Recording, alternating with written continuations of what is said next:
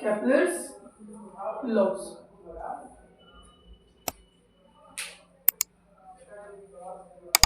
ठीक है, अब जो केपलर है वो किस चीज को सपोर्ट कर रहा है, अब यहाँ पे एक बात को समझना।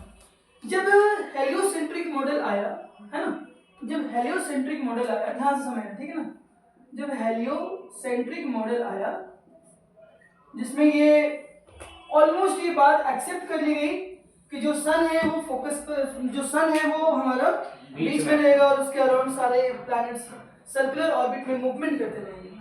लेकिन इसके ऊपर में दो बातें हो गई। अब वो क्या समझना, ध्यान समझोगे। उस पे ये बात उठने लगा कि देखो गोल घूमता है, तो मैथमेटिक्स में हमने दो गोल को देखा है, कौन कौन सा? बोले कि कैसा घूमता है, सर्कुलर घूमता है कि इलिप्टिकल घूमता है?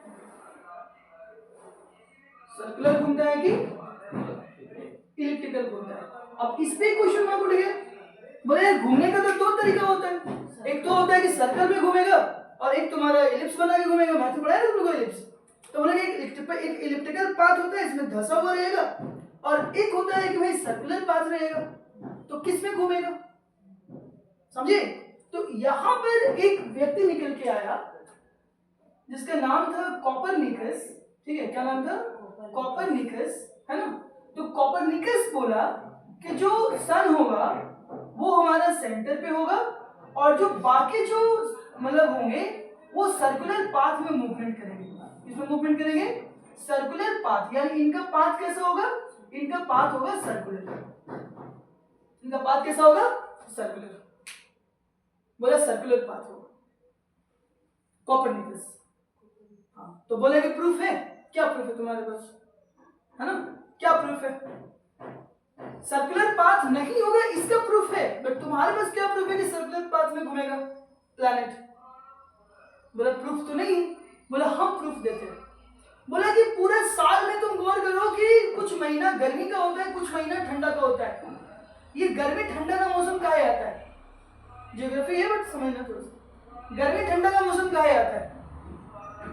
अगर ये सर्कुलर पाथ में घूमता तो साल भर एक जैसा मौसम होना चाहिए था, क्योंकि वो कांस्टेंट डिस्टेंस से बराबर में रहता। तो एक वो मूवमेंट होते, मौसम चेंज कैसे हो रहा है, मौसम में मूवमेंट, वेदर में मूवमेंट कैसे आ रहा है? बोला नहीं ये तो नहीं पता मेरे को। बोला कि हम बता दें।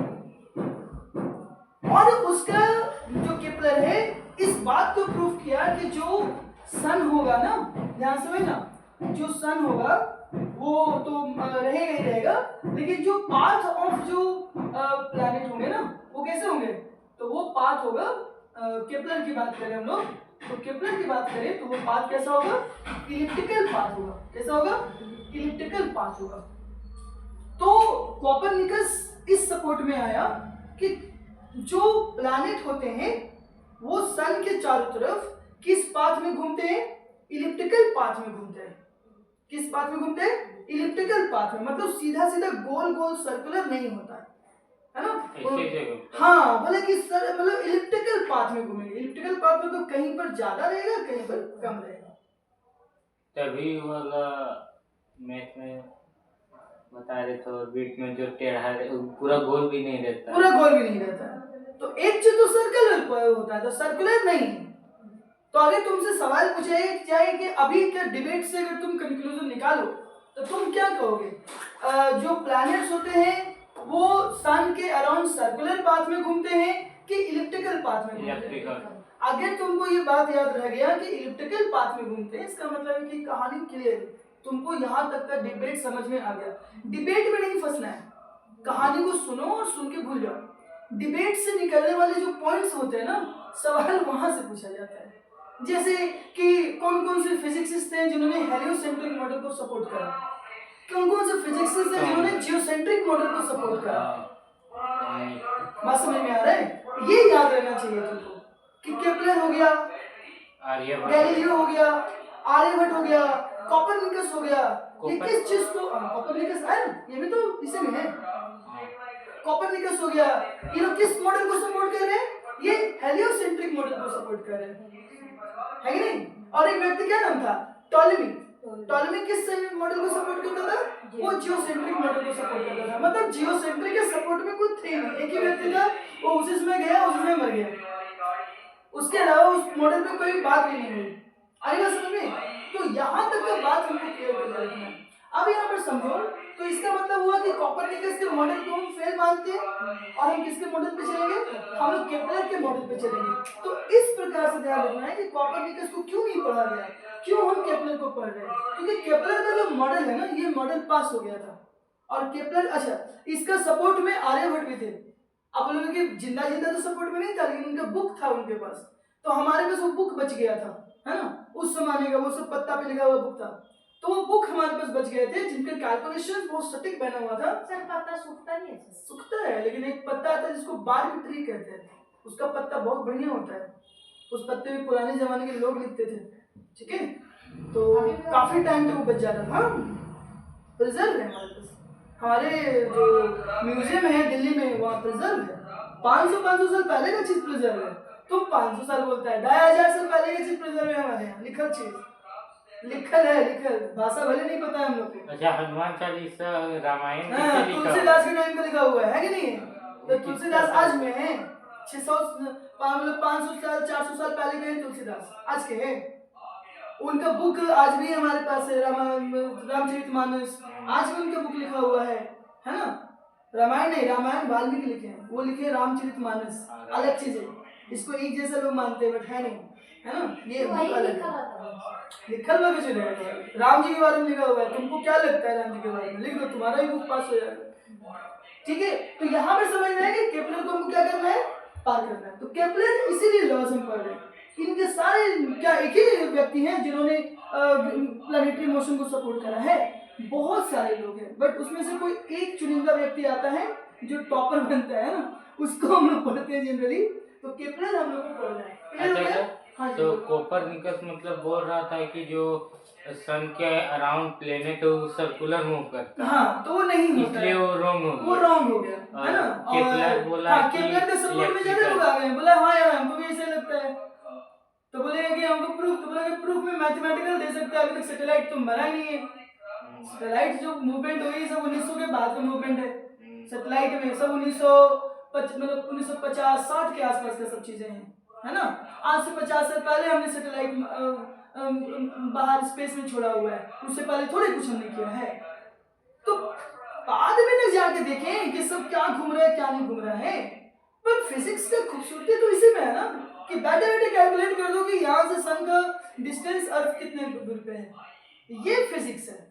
फिजिक्स इस बात में नहीं है कि बकायदा तुम्हें वो सूता लो और उसको उड़ करके चल जाओ और नापो बढ़िया से फिजिकली, उससे वो क्या फिजिक्स है? वो कोई फिजिक्स नहीं है। बैठे बैठे बता देंगे कि इसका लेंथ कितना है, इसमें फिजिक्स है। आगे समझ में? तो केपलर का 3 लॉज है और तीनों लॉ को समझने की कोशिश करना है, क्लियर है? तो यहाँ पे देखो जो फर्स्ट लॉ है इसको कहते हैं लॉ ऑफ ऑर्बिट। क्या कहते हैं? Law of orbit. अब लॉ ऑफ ऑर्बिट क्या है? ऑर्बिट समझ रहे हो? जिस चीज में कोई चीज घूमता है उसको ऑर्बिट कहते हैं। क्या कहते हैं उसको? ऑर्बिट। पाथ को ऑर्बिट कहा जाता है। क्या कहा जाता है? ऑर्बिट। ये जो पाथ दिख रहा है ना, इस पाथ को क्या कहते हैं? ऑर्बिट कहते हैं। ये कहाँ से निकला है? केमिस्ट्री से निकला, पता होगा। इलेक्ट्रॉन न्यूक्लियस के चारों तरफ जिस सर्कुलर पाथ में घूमता है उस पाथ को क्या कहते हैं? ऑर्बिट कहते हैं। तो नया चीज तो नहीं है ना, तो नया चीज तो नहीं है। तो यहाँ पे ध्यान रखना है कि लॉ ऑफ ऑर्बिट, इसमें क्या कहा है? बस कुछ नहीं कहा है। दिख रहा है किस पाथ में प्लैनेट घूमता है?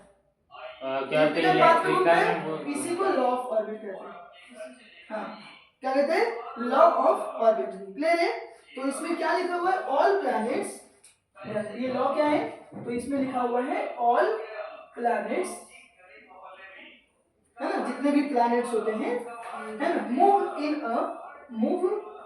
इन इलिप्टिकल पाथ ऑर्बिट। ऑर्बिट किस ऑर्बिट में घूमता है? इलिप्टिकल ऑर्बिट में घूमता है with sun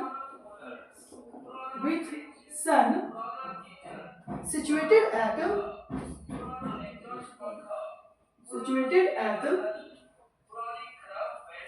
one of the foci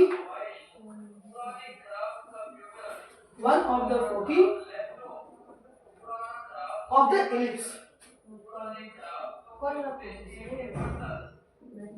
हाँ, जो मैथ का फोकी है ना, ये जो मैथ का फोकी है ना, उसी फोकी का बात कर रहे हैं हम। क्या बोला? इसको समझ लो, बहुत रॉ मटेरियल है, ज्यादा दिमाग नहीं लगाना, इजी समझ में आता है कि जितने भी प्लैनेट हैं सभी इलिप्टिकल पाथ में घूमते हैं।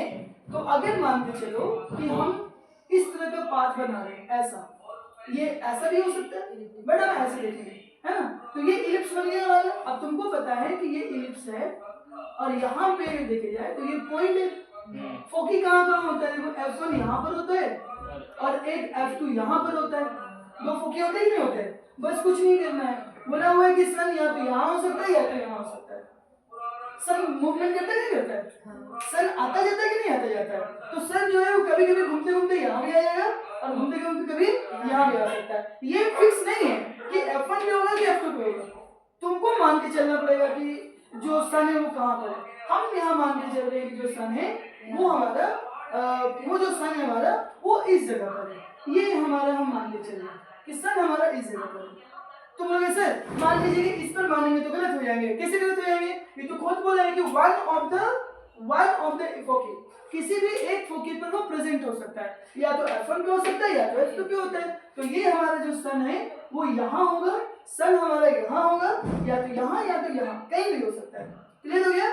और जो प्लैनेट्स होंगे क्या होगा? जो प्लैनेट होगा हमारा वो क्या करेगा? किसी इलिप्टिकल पाथ में घूमता रहेगा। बोलो क्लियर है? तो ये जो है डायग्राम हमको यहाँ पर देखना है। क्लियर है? समझ आ गया यहाँ तक? अब तुम्हें पता है कि यहाँ से यहाँ तक का जो डिस्टेंस होता है, इस जगह से इस जगह का जो डिस्टेंस होता है, इसको हम डिनोट करते हैं 2a से। ध्यान है? Major axis. क्या बोलते हैं इसको? Major axis. तो ये जो 2a हमारा क्या है? ये मेजर एक्सिस है। क्या है? Major axis. और अगर 2a का a कर दे तो ये क्या हो जाएगा? ये हो जाएगा सेमी मेजर एक्सिस। क्लियर है यहाँ तक? यानी कहाँ से कहाँ तक का डिस्टेंस? यहाँ से यहाँ तक का डिस्टेंस हमको दिखेगा। बोलो क्लियर है यहाँ तक? तो a हमारा हो गया सेमी मेजर एक्सिस और 2a हो गया हमारा मेजर एक्सिस, और इसमें ये पाथ में घूम रहा है। कोई दिक्कत है समझने में? चलो इसको फटाफट नोट करो।